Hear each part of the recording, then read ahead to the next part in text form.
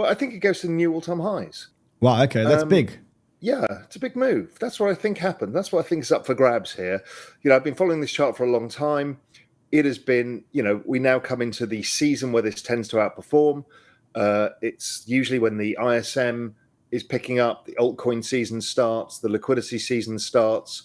The banana zone tends to be the period when ETH outperforms. So we're in that zone. It really picks up next year, but starts this year. If you go back to 2020, ETH started basing and then started outperforming from about the summer onwards and really started picking up towards the end of 2020. And then by 2021, it went ETH-tastic.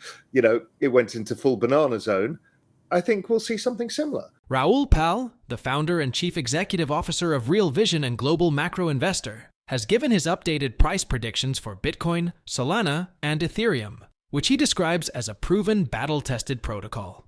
Pal forecasts that Bitcoin is primed for a 2 or 3x move from its previous all-time high of $69,000. His predictions for Solana are much less conservative. He predicts that the native token of the Solana blockchain platform, which uses a proof-of-stake mechanism to provide smart contract functionality, could climb by as much as 47x from the last cycle's lows to reach a staggering $750 to $1,000 per coin. He's just as bullish on Ethereum, which he predicts will easily hit and quickly surpass new all-time highs before the bull market ends in 2025. While Pal acknowledges the need for caution when making predictions, especially given the level of uncertainties with the economy and unstable macro conditions, he believes these predictions are reasonably grounded. His confidence in the stability of the cryptocurrency market is bolstered by his observations of past bull markets. Pal's thesis for a strong crypto bull market also rests on his expectations for quantitative easing measures, or more cowbell, as he fondly refers to it. According to Pal, the 2008 global financial crisis and the subsequent moves made by central banks to save the global economy from complete ruin made it a certainty that they will always have to come to the rescue by printing more money. This, he explains, is why QE is now a periodic exercise carried out by all of the world's major central banks, and it will go on for as long as the traditional financial system continues to exist. With infinite cowbell and all the hype around the spot Bitcoin and Ethereum ETFs, Pal is certain that the next 12 to 18 months will be very favorable for the entire cryptocurrency industry. The former Goldman Sachs executive discusses his outlook and price predictions for Solana and Ethereum in a recent interview with Crypto Banter. As we bring you clips from the discussion, please take a little time to like this video, subscribe to the channel, and turn on post notifications for more videos like this. Also, ensure you drop your comments and observations in the comments section below. Everything you do helps with the YouTube algorithm and immensely contributes to the channel's growth. Thanks, and enjoy the video. I think there's a bit of chop still, but then I think later in the year, the Sol ETH chart breaks higher, and I think it goes significantly higher again. So I do think Sol will, double or triple the performance that ETH does, and that's driven by the usage and then Firedancer. Well, last time around, ETH was all about NFTs. I don't care. Usage is usage. Early stage usage. What these meme coins are is an early stage testing ground that NFTs were last time for a technology, stress testing it, and figuring out what is the true product market fit. My guess is what we're doing here is starting the social token thing that I've talked about for some time. Now, will we get there this time around? No, like NFTs last time around, we didn't fully get there. But what we're seeing is the start of something, which is community tokens and the ways of participating in cultural communities and benefiting if you help the community itself. So I think it's a very big thing that's happening. Like the first round of NFTs, 99.9% of it will go to zero, but you can have some fun doing it in the meantime. So I certainly don't judge it. And people are very aware of the risks that they're taking in it. And I think it's just showing, if we step back, it's just showing that Solana can handle these kind of transactions at the right cost, at the right speed. And it also shows that culture can be tokenized in a way that works for the internet culture. It's all part of culture, right? High value things end up being NFTs. It just works better for that.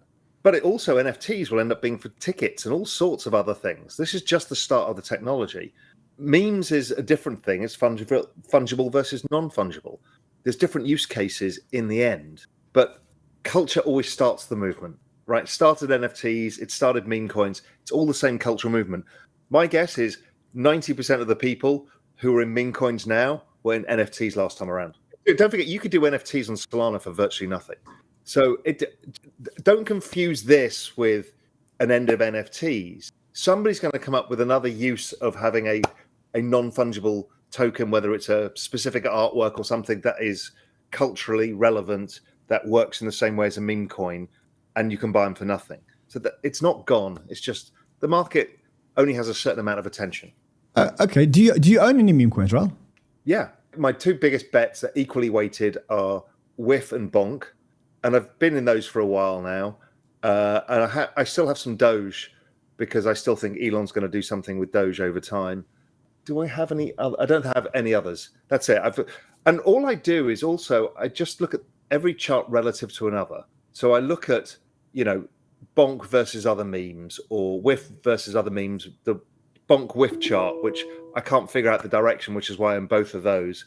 I don't do the super early stuff. I don't have time.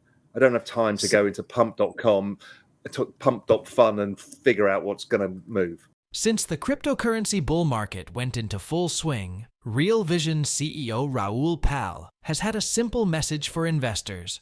Don't ruin this. Though he uses more colorful language, Pal's message about leverage and FOMO has been as clear as day.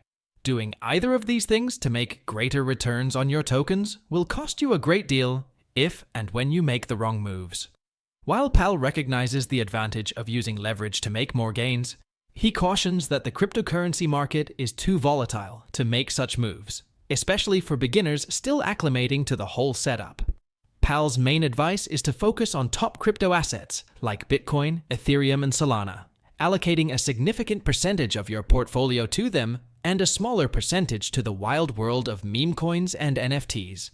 In the same vein, he stresses that meme coins are a part of the crypto culture, as battle-tested coins like Doge and Shiba Inu have proven repeatedly. Let's get back to the video.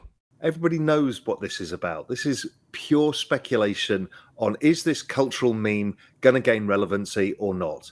Does me as Caitlyn Jenner have relevancy that can persist or not? That's the game.